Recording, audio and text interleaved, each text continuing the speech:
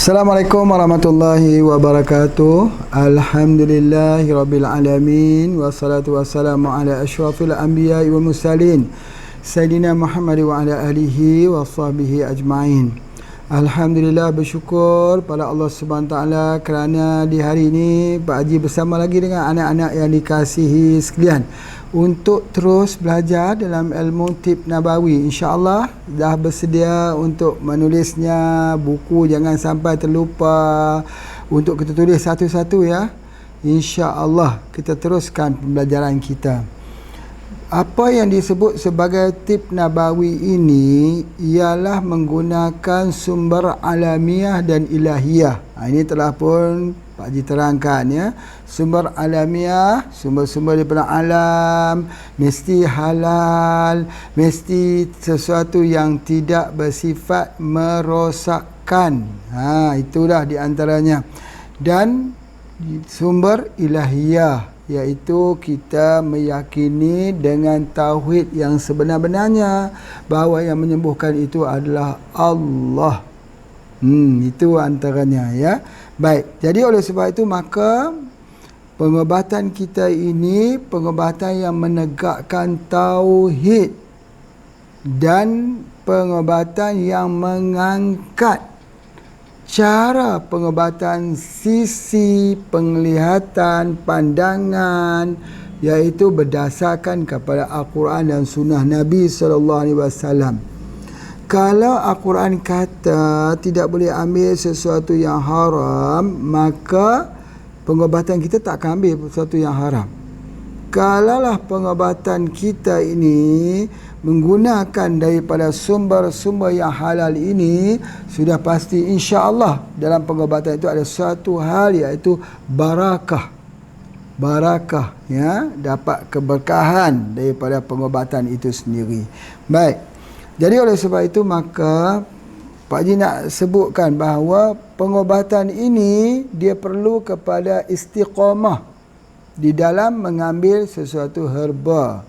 Kita tak boleh ambil ubat hari ni sembuh esok hari, tak boleh. Ya, kerana nak jadi penyakit, nak jadi darah tinggi, nak jadi kencing manis, nak jadi kanker, nak jadi asam urat itu bertahun-tahun akumulasi di dalam tubuh itu dan akhirnya terjadi penyakit. Bertahun-tahun. Kalau begitu, nak mengusir penyakit itu keluar juga memerlukan waktu. Harus kita mengambil dengan kesabaran. Itu dia. Jadi oleh sebab itu anak-anak, bila kita nak mengamalkan pengobatan tib nabawi ini, sabar. Sabar. Harus menelan pil kesabaran terlebih dahulu. Kalau kita tak sabar, tidak ada pertolongan Allah. Wasta'inu bisabri wassalah. Sabar. Ya, dapatkanlah pertolongan dengan jalan sabar dan mengerjakan solat.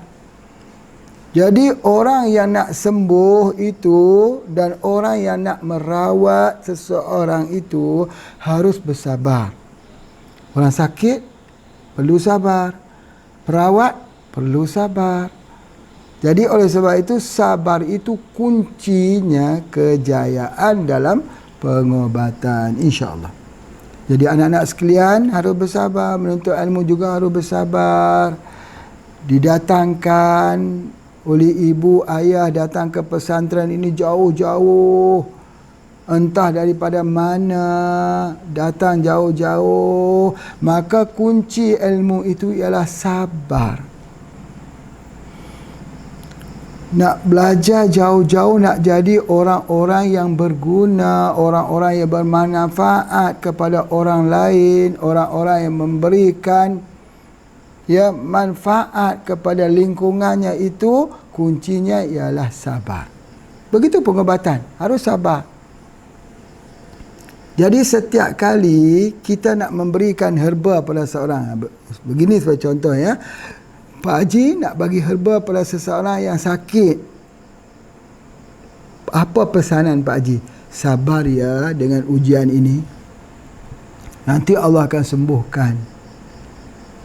Sabar ya dengan ujian ini, nanti Allah akan sembuhkan, insya-Allah. Itu dia. Jadi artinya kita tidak bawa orang untuk lihat kepada obat, tapi ingat pada Allah. Walaupun di tangan kita itu kita hulurkan herba pada seseorang, tetapi kita ingatkan dia kepada Allah. Bawa orang yang sakit itu kepada Allah. Jadi oleh sebab itu maka kita sebut sabar. Sabar. Baik. Apabila perkataan sabar ini, dia selalunya dia ada perkataan istiqamah. Harus ambil herba ni, jangan ambil satu hari berhenti. Harus ada istiqamah, besok ambil lagi, lusa ambil lagi. Terus makannya mengikut dosis yang betul, yang tepat. Istiqamahnya itu. Jadi ada ketika di zaman Rasulullah sallallahu alaihi wasallam, orang sakit datang bertemu dengan Nabi, Nabi menyuruh mengambil madu lebah. Bila dia pulang, datang semula beliau kepada Nabi mengatakan, "Ya Rasulullah, semakin parah." Parah. Nabi kata, "Beri minum lagi." Datang lagi, semakin parah. Nabi berkata, "Beri minum lagi." Datangnya sudah 3 kali. Menyatakan bukan ada kesembuhan, malah makin parah. Maka akhirnya yang keempat barulah terdapat kesembuhan. Jadi istiqamah. Kadang-kadang kita ambil herba ini ada reaksi. Maka harus istiqamah bila kita ambil herba ni nak. Tidak boleh cepat-cepat mau sembuh. Kalaupun obat kimia pun tidak ada yang bisa menyembuhkan dengan cepat. Hari ini orang mengambil ubat untuk penyakit darah tinggi. Makan ubat itu sembuh tak? Tak sembuh. Tahun hadapan darah tingginya tak sembuh, datang pula kencing manis. Ambil ubat darah tinggi, kencing manis, 2 ubat dah. Sembuh tak? Tak sembuh. Tahun lagi ada serangan jantung, darah tinggi, kencing manis, jantung. Sembuh tak? Tak sembuh. Tahun lagi ada serangan ginjal. Sembuh tak? Tak sembuh. Tetapi herba ini bila kita ambil semakin lama, dia semakin memulihkan keadaan tubuh badan kita itu kepada situasi sihat. Bukannya menjadikan kita terakumulasi dengan kimia-kimia yang bertimbun-timbun, berlimpah-limpah di dalam darah kita. Tidak begitu. Jadi herba itu menyihatkan. Herba itu bertindak sebagai pencuci darah. Herba itu bertindak sebagai depuratif. Apa makna depuratif? Depuratif itu artinya pencuci darah. Pencuci darah daripada limpahan kimia, racun-racun hasil daripada makanan kita.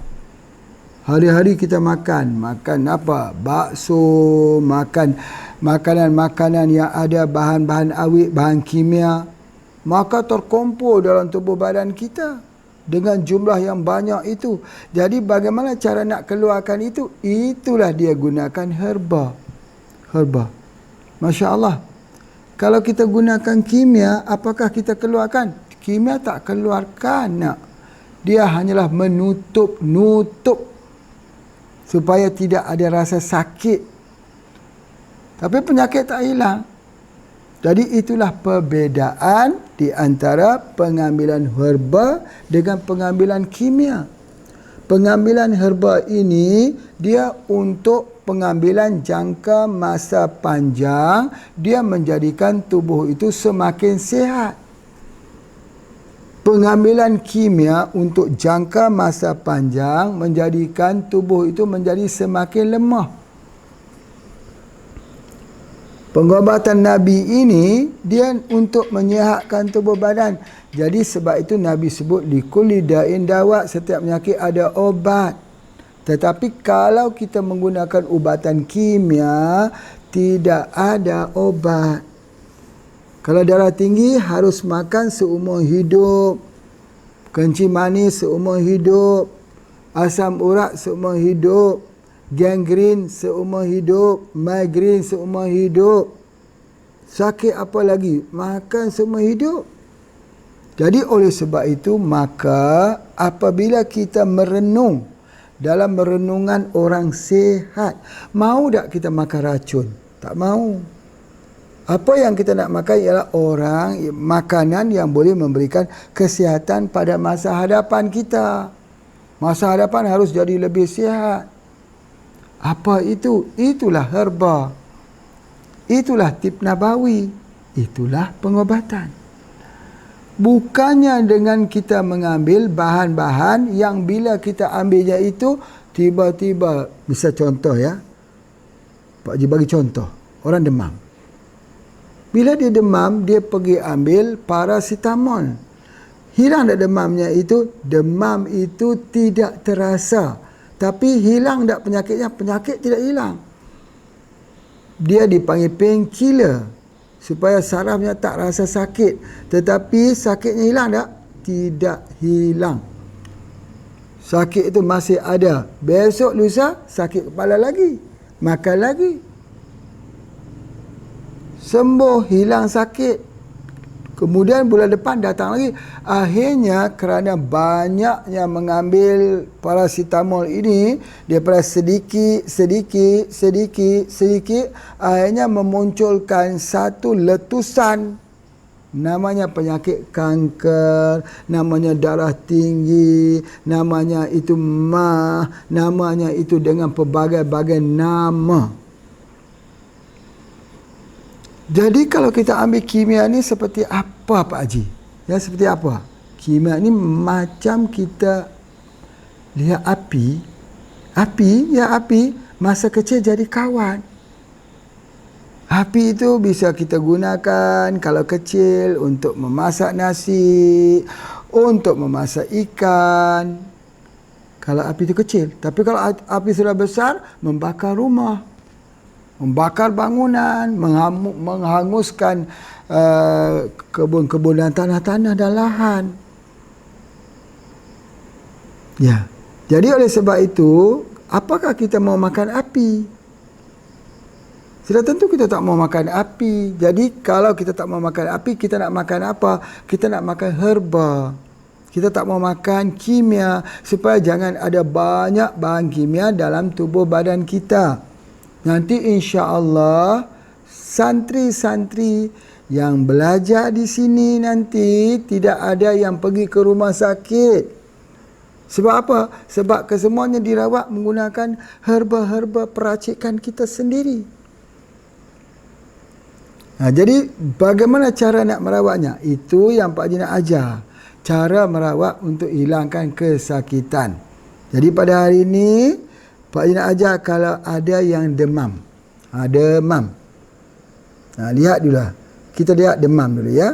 Baik, demam ini ialah kerana ada kuman yang masuk dalam tubuh badan kita. Kuman masuk dalam tubuh badan kita. Dalam tubuh badan kita ini ada sel darah putih yang menjadi tentera sistem imun dalam tubuh badan kita. Kalau kuman masuk dalam tubuh badan kita, sel darah putih ini akan berperang untuk membunuh kuman tersebut. Maka bila sel darah putih ini berperang dengan kuman, maka dalam masa peperangan itu sel darah putih cuba untuk membunuh kuman itu, maka tubuh badan menaikkan suhu. Agak sikit panas. Kenapa dinaikkan panas itu? Supaya sel darah putih dapat membunuh kuman tersebut. Demam tu bagus. Demam itu membakar dosa-dosa, kata Rasulullah. Demam itu membolehkan tubuh badan kita menjadi kuat. Tetapi yang tak bagus, demamnya berpanjangan. Maka kita perlu membantu tubuh badan kita bagi mengalahkan kuman. Kita bantu dengan kapsul SJ2. SJ2. Jadi SJ2 ini tujuannya adalah untuk ubat demam. Jadi kita ada rumah sakit kita. Kita tak sebut rumah sakit, rumah sihat. HPAC, pesantren HPAC. Kita bagi SJ2. SJ2 ni untuk apa? Untuk demam. Bagaimana cara mengambilnya? Kita ambil dia. Pertama kita ambil sekali ambil ialah 3 kapsul. Ambil. Kemudian selang 2 jam kemudian ambil lagi 3 kapsul. 2 jam lagi ambil lagi 3 kapsul. Jadi sebenarnya kita sudah ambil 2 jam, 3 kapsul mula, 3 kapsul yang kedua, 3 kapsul kita. Kita sudah ambil 9 kapsul dalam masa 4 jam. Musnah kuman tersebut musnah. Jadi kuman ini akan musnah bila kita ambil SJ2. Jadi kita bisa hilang demam. Demam bisa hilang.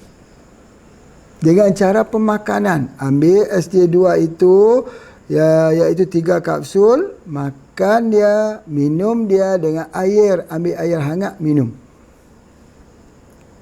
Kalau ada di kalangan kita yang sakit, yang demam, diberikan, minta perawat-perawat ya, cikgu-cikgu, ustaz-ustaz, advice kepada anak-anak ni mengambil SJ2, pergi ambil saja di rumah sihat kita itu, gratis, tak perlu bayar. Sakit saja pergi ke situ. Kemudian kita perlu rehat. Bila kita demam, kita pergi belajar, kita perlu rehat dulu di asrama sambil kita ambil herba ini. Jadi insya-Allah 2 hari demam itu sudah pun sembuh dengan izin Allah. Insya-Allah. Jadi itu adalah pengobatan kita. Jadi kalau orang tanya kita, kalau demam itu guna apa? Kita bagi tahu SJ2. SJ itu apa dia? Sapu jagat 2. Ambilnya berapa? 3 kapsul. Selang berapa lama? 2 jam. 2 jam. Satu hari berapa? 9 kapsul. Boleh digunakan untuk apa? Untuk demam antivirus. Antivirus. Orang yang ada flu, antivirus. Orang yang ada sesema, itu virus. Orang yang ada batuk sesema, itu virus. Orang yang demam panas, terutamanya pada waktu malam, itu virus. Jadi kita berikan apa? SJ2. Nah, selepas ini, jangan lagi anak-anak menggunakan daripada ubat kimia. Kita sudah ada SJ2. Sudah kuat herba tersebut. Pak Haji menerapikan orang dengan SJ2 saja. Alhamdulillah, syukur. Sembuh orang yang sakit itu. Kenapa anak-anak tak mau sembuh? Kecuali kalau apa? Kalau anak-anak tak mau sembuh, nak tidur. Tapi kalau insya-Allah benar ya, benar, tidak adalah di tempat kita ni insya-Allah. Baik. Bisa faham ya apa yang Pak Haji sampaikan ini? Ubat demam kita adalah SJ2. Besok kalau pulang nanti ke kampung halaman nak, kalau ada orang sakit, ya berikan SJ2. Kalaulah ada contoh di sini, katalah kita sudah bersama 500 orang. Nanti ada 500 buah klinik yang ada di seluruh Indonesia. Anak-anak santri kita saja yang mengobat orang dengan menggunakan pengobatan yang kita ada. Nak, dengan kita membuat perawatan ini, Masya Allah, anak-anak itu akan dihargai orang. Dan insya Allah Pak Haji percaya bahawa permintaan kepada pengobatan ini adalah terlalu tinggi. Di tempat Pak Haji ni pada setiap petang lepas solat asar sampai maghrib, ramai orang datang ambil ubat. Banyak yang digunakan SJ2 sebab mereka demam, sakit kepala, demam. Itu adalah di antaranya. Jadi oleh sebab itu, ya, kalau demam saja kita berikan SJ2. Itu di antaranya. Ingat, sampai kapan-kapan. Sampai kapan-kapan. InsyaAllah.